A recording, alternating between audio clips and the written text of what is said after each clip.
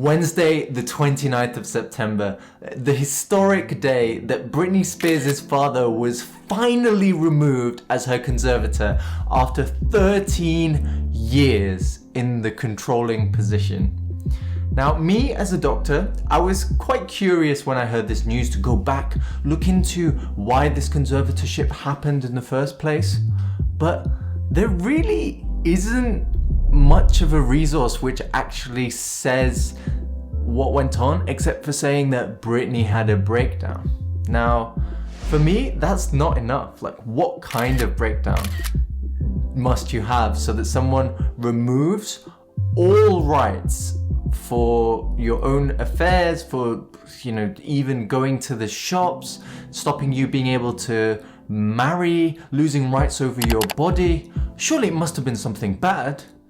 But there's no kind of complete details out there. So in this video, I want to go through exactly what her medical diagnosis is and the evidence for that. Now, she's never actually come out and publicly said a complete story. So I'm going to be piecing together information from reliable sources, as well as using my experience as a doctor to know how these kinds of patients are managed, to piece together a coherent story of exactly what's happened. Now, I want to start by saying that Britney, at one point in her career, was being stalked relentlessly by the paparazzi. At one point, a picture of her was worth $200,000. Take a vulnerable person and put them under that much pressure where there are 20 cars following them every time they go outside. And of course, there are going to be mental health problems. Take any person, even without an underlying history, and do that to them, and I'm sure they would probably react the same way, no matter how strong they are mentally. So a lot of these issues that we're talking about, and we put diagnoses out there, ADHD, bipolar disorder, those are the boxes that she gets put into because of the constellation of symptoms that she had. But that doesn't take away from the abuse that both the media industry and her own family have actually done to her to actually produce those conditions. So one of the first health issues that Britney has is her bipolar disorder. She mentioned it briefly in her 2012 documentary saying, "I am Britney Jean." Take a look at this clip. It's who I am to be modest, so I really can't help it. It's almost kind of like it's my alter ego. When I get on stage, I turn into this different person. Seriously, bipolar disorder. Now, what she mentioned here about being two different kind of people, one time being shy, one time being quite extroverted and wanting to perform, it doesn't really explain exactly what bipolar disorder is. So what is bipolar disorder? Well, it's basically a condition which produces severity of affect, which is basically mood. So if you imagine, the normal person has mood swings, right? Sometimes we feel happy, sometimes we feel sad. But if you imagine as sad as you can possibly feel as 0 on a 0 to 10 scale, and as happy as you can possibly feel, you're on top of the world, you almost feel as though you have divine power, that is 10 on this scale. Most of us fluctuate between, let's say, a 3 and a 7 every now and then. But most of the time we kind of sit at about 4, 5, 6. Someone with bipolar disorder can change from going up to a 10 all the way down to a 0, back up to a 10. And that can lead to kind of delusions of grandeur, basically thinking that, you are the Messiah, or that you have ability to fly, or even down to 0 where you feel as though there's kind of something that's going to be eating you up from the inside, and that there's no hope for the future, and you're as depressed as you can possibly be. Okay. Now, I think what Britney said about bipolar back then is really like a weak indicator that she actually has bipolar disorder, and she could just be referencing it. She never actually admitted it. So Take a look at this 2008 clip from For the Record, where she speaks about the different heavens and hells on the earth. You can see the cruelest part of the world, the cruelest part. But then on the other side, you see the most beautiful part. Do you know? It's like you go from one extreme to the next. Now that's a bit more in line with what we would define as bipolar disorder classically. Obviously there are many different types, but the classic produces manic and depressive episodes. There are also other types that just produce depressive episodes. Still, with those two, I would say there's weak evidence for bipolar disorder. But later on, actually just in 2021, Britney has come out and mentioned that her psychiatrist has put her on lithium, which is a medication used to treat bipolar disorder. Take a look. They said, if I don't want to do the new Vegas show, I don't have to. It was like lifting literally 200 pounds off of me. He immediately the next day put me on lithium out of nowhere. Now, in addition to these prescription drugs that she had been taking and was given by a psychiatrist, she also has been rumored to have taken recreational drugs, and that this has been corroborated by multiple sources, including in 2006, 2007, when she was arrested for not being able to give her kids away. One of the officers, Officer Lee, said that she was under the influence of an unknown substance. Also, her ex-husband, Jason Alexander, who she was married to for only 55 hours, mentioned how they were in Las Vegas and did lots of drugs. You know, that 55-hour marriage is very impulsive, and that is a classic feature of mania in bipolar disorder. Being impulsive, you know, gambling lots of money, you know, being sexually promiscuous, multiple partners. Those kinds of things are features of mania in bipolar disorder. So what did Jason Alexander actually say about his experience with Britney? Well, he mentioned, and I quote, "We used ecstasy at night to party and cocaine during the day to stay awake," Alexander said. "Then we would take downers like Valium or Vicodin to come down and rest. She definitely had a problem with drugs when we were together. That was 3 years ago," which was back in 2004. So certainly it does seem as though the story, when you match up those small little jigsaw pieces, does produce the impression that Britney does have bipolar disorder, which, you know, has never really been confirmed, but it certainly seems that way looking at those things. Now, the next health issue Britney has is ADHD, which stands for Attention Deficit Hyperactivity Disorder. This is, as the name suggests, a deficit of being able to hold attention on something for a prolonged period of time, which it seems like most people on YouTube have this, since we click from video to video to video. But you know, it's to more of a profound level, really, where your kind of thoughts race from one thing to another.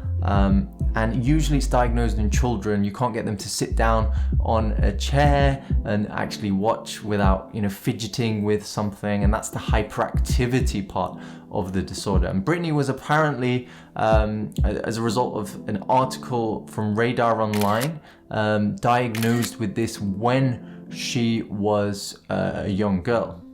Now, some more evidence to suggest this is basically back in 2012, she was on X Factor with Simon Cowell, and she kept walking off stage from the judging panel just halfway through performances and auditions, and people were wondering, why is this happening? Well, Britney was off her ADHD medication at that point, and so she found it difficult to actually sit and watch the performances again and again. Again, these are unconfirmed sources, so I'd say these are the characteristics of ADHD, but that on its own isn't necessarily a reason why, yes, okay, she has ADHD. But she also, back when she was in the 2008 For the Record documentary, was talking about her patience level. Take a look at this clip where the fireworks behind her weren't working and she had to wait just to be able to perform. Fireworks, come on already. My God, I hate waiting. Larry, fireworks. So this kind of lack of patience and like enjoying something for a few seconds and then like turning away, that is classic for ADHD. Now, most children that have the condition do end up growing out of it when they are an adult, but some adults still do struggle with the similar symptoms as what they had when they were children, which it seems like Britney has had some residual effects of her ADHD. So if you couple those signs with the fact that her ex-manager Sam Lutfi came out and said that she had a prescription for Adderall, which is a type of medication which is a stimulant which helps children with ADHD to concentrate, then it can make us conclude that there are features consistent with her having ADHD there.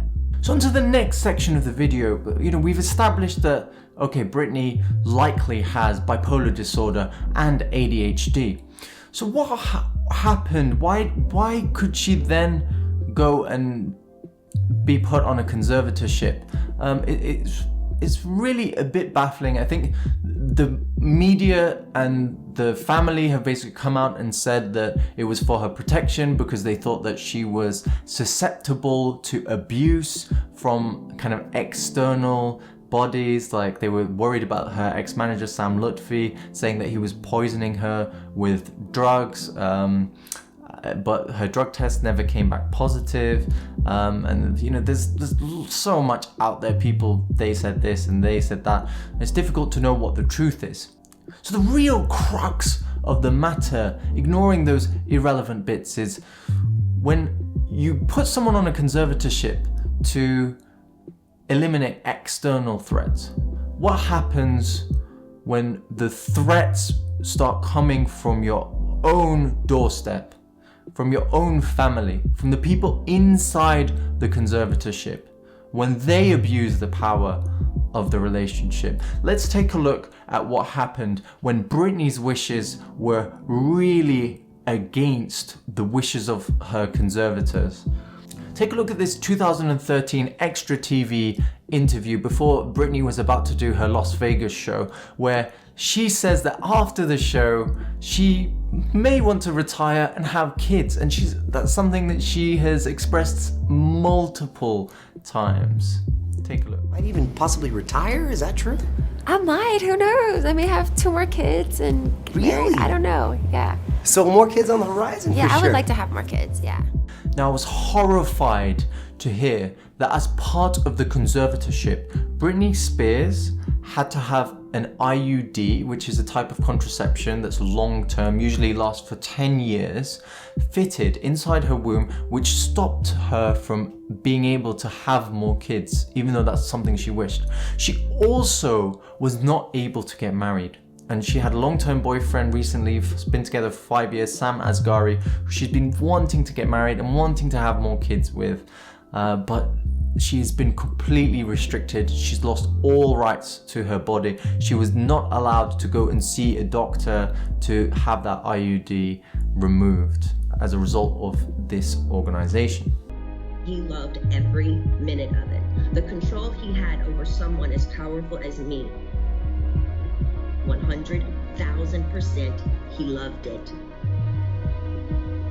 Now, something very important to note about this agreement is that her dad, who was her conservator, supposed to be looking after her, was being paid $16,000 per month by the conservatorship for the role that he was doing, and he was paying Britney $8,000 a month. So how does that work out? She's doing all the work, she's doing all these shows that actually she didn't even want to do, but her father is getting paid for them? Something doesn't add up there. It's legal slavery, that's what it is. You've got someone who cannot escape these bounds who the courts are ignoring, and she can't do anything about it. She's forced to work when she doesn't want to, And then what happened in 2019 was that she ended up checking into a psychiatric facility, and that she made a statement which was later deemed to be incorrect, saying that she'd done it because her dad was sick. Actually, what happened is that she refused to do a Las Vegas show, and the conservatorship was paid $1 million for her to do that. And the fact that she refused because she didn't want to meant that she was forced to be admitted to psychiatric unit and then started on the lithium, which she said that she never wanted to take in the first place.